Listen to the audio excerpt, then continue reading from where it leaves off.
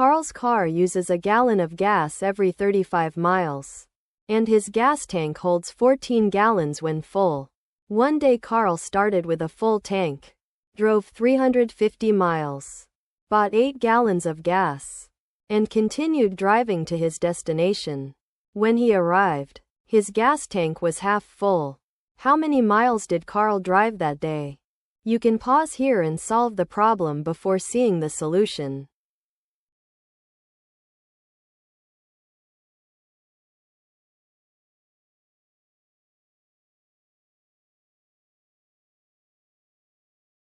The key is to keep track of the gas in the tank.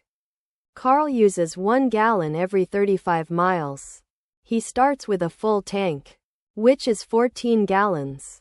First he drives 350 miles.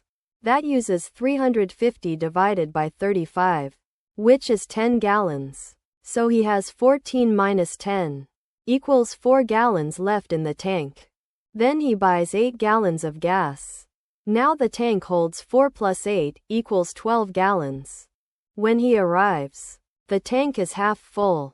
Half of 14 gallons is 7 gallons. So on the final leg he used 12 minus 7 equals 5 gallons. At 35 miles per gallon, that's 5 times 35 equals 175 miles. Finally, add up the two legs. 350 miles plus 175 miles equals 525 miles. So Karl drove 525 miles that day.